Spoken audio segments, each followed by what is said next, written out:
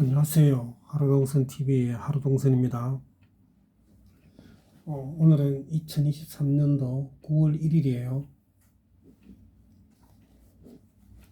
지금 우리나라 상황은 어떠냐면은 그 외놈들이 걔네들 핵발전소 거기가 폭파가 돼가지고는 거기에 있는 오염수가 많이 나왔어요. 뭐 지하수로도 오염이 되고 빗물도 오염이 되고 해가지고 굉장히 위험한 거고 해로운 거라서 지네 땅에도 못 버리고 이것들이 그 동해 바다에다가 흘려보내고 있는 상황이에요. 지금 요즘 나라가 뒤숭숭하고 이런 상황입니다.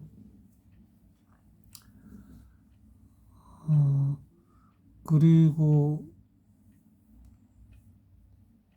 그 지금 당장에야 뭐 그게 사람한테 뭐 해로움은 없을 수도 있지만은 이게 미래를 봐야 되잖아요. 이게 그놈들이 30년 동안 흘린다 하면 내가 봤을 때 30년 가지고도 안 돼요.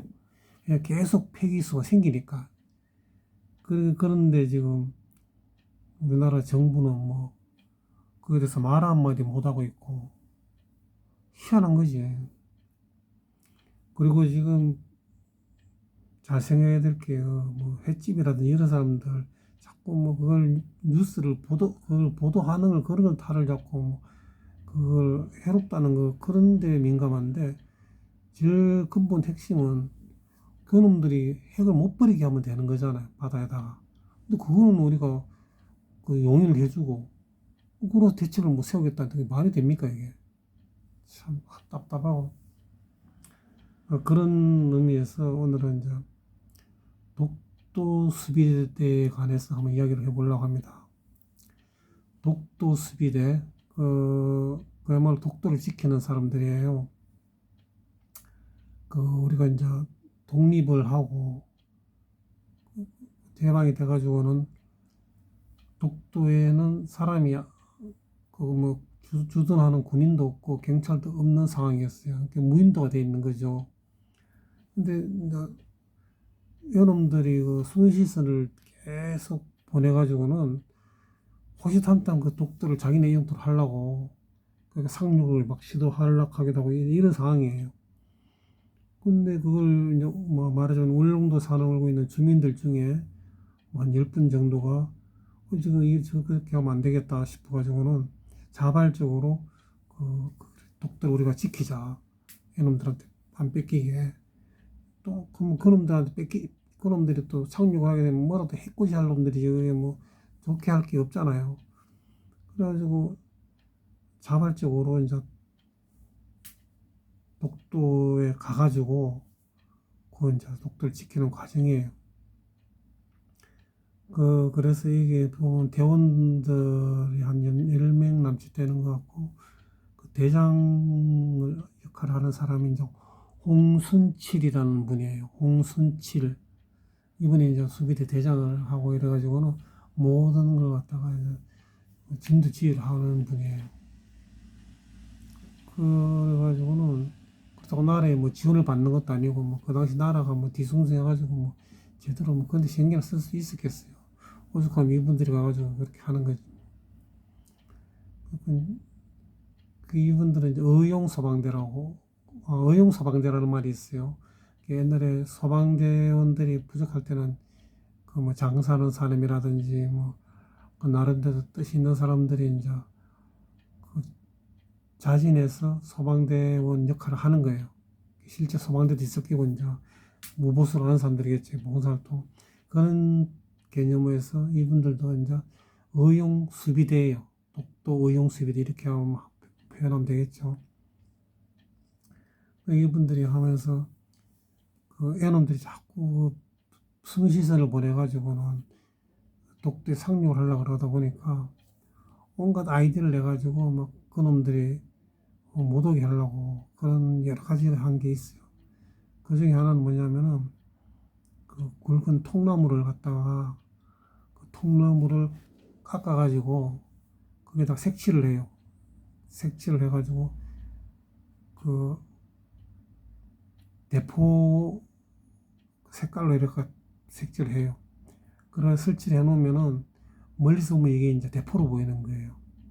그래가지고는 순시대 오는 걸 막기도 하고, 또 거기는 비바람도 세잖아요. 그래갖고 고생을 하면서 그 집을 떠나가지고 이렇게 와서 봉사활동을 한 거예요. 이런 걸 아는 사람들이 좀 얼마 안 될 수도 있어요, 지금은. 그래서 이런 걸 하는 거예요.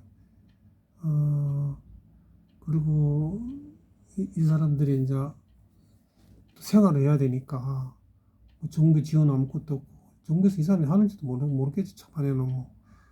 그래가지고는 제주도에 가가지고 그 해녀들을 모셔왔어요. 해녀들을 모셔와가지고는 거기서 해산물을 이제 채취를 하는 거예요. 근데 다행히 그 독도 인근 바다에는 해산물이 엄청나게 많았나 봐요. 그 해산물이 많으니까 뭐 또 전문가들 들어가서 이제 채취를 하니까 그걸 모아가지고 갈무리 해가지고는 그 육지에 나가서 팔고, 그 돈을 가지고 또 운영 자금으로 활용해가지고 그래서 뭐 의식주례기록 이런 식으로 했나 봐요. 얼마나 기특하고 고마운 분들입니까? 그래가지고 그 해녀분들 같이 생활하는데, 제가 이제 요즘 보면은 옛날에는 해녀가 제주도에 있다 생각을 했는데 지금 은근히 보면은 육지에 있는 바닷가도 해녀들이 제법 있어요. 예를 들어서 뭐 제가 알기로는 포항이라든지 울산, 부산 이런 데, 또 거제도 같은 데도 보면 해녀가 있다 그러더라고요. 여기저기 해녀들이 있는데 제가 가만히 생각해 보면 그 당시 왔던 분들이 또 이제 육지 정착하면서 뭐 그렇게 하는 분들 있을 것이고, 또 아니면 그 사람들의 영향력으로 그분들이 뿔뿔이 흩어졌을 거 아니에요. 육지에도 흩어져 살고 하다 보니까 바닷가에서 해녀들을 가르쳐 가지고 뭐 같이 하기도 하고 뭐 그랬을 가능성도 있다고 생각이 들어. 이거는 내 개인 생각인데 그렇게 하게 됐어요. 그 이분들이 얼마나 고생이 많았겠어요. 집에서 가지도 못하고. 그래가지고는 그 독도를 지켜낸 거예요. 그 지금 그 울릉도 같은 경우도 일본에 가깝기 때문에 이번에 지금 핵폐기수 때문에 아마 머리가 아플 거예요, 거기도. 그런데 우리 선배들이 그렇게 힘들게 지키는 이 독도를 우리가 지켜야 되겠죠. 그리고 그분들의 그런 애환과 노고를 우리가 알아야 된다 생각을 해요, 저는. 그래서 뭐 두서없이 이야기하지만은 그분들의 그런 정신을 우리가 기억을 하고 기리고, 어떻게 이 나라가 지켜진 땅인데 오염을 시켜도 가만히 있고 그래도 되겠습니까? 이게 제가 책을 읽은 지가 한 30년 전이니까 실제 이거는 지금부터 한 60년 이상 됐겠죠, 그죠? 그래가지고는 그 당시에 그렇게 열악한 환경 속에서 이렇게 우리나라 영토를 지키려고 애쓴 분들이 계셨다. 그래서 우리가 이런 분들 좀 기억을 하고 기려야 되겠다. 그리고 그 감동도 있고 재미도 있어 읽어보면은, 그래서 그분들 대한 걸 알고 싶은 분들은 이제 책을 보면 되겠죠. 또 이게 또 그 당시가 아니라 광복 30년이라는 그런 또 라디오 방송에서도 이게 방송이 됐어요. 그래서 그런 게 관심 있는 분들은 한번 찾아서 보고 또 우리 후손들한테도 이런 거 알려주고 이러면 참 좋을 것 같습니다. 그리고 지금 현 정부도 일본한테 그렇게 자꾸 끌려다니고 마치 자주권이 없는 나라처럼 그렇게 행동하지 말고 할 말 해야 된다고 생각을 해요. 우리가 일본은 지금 속국입니까? 미국의 속국입니까?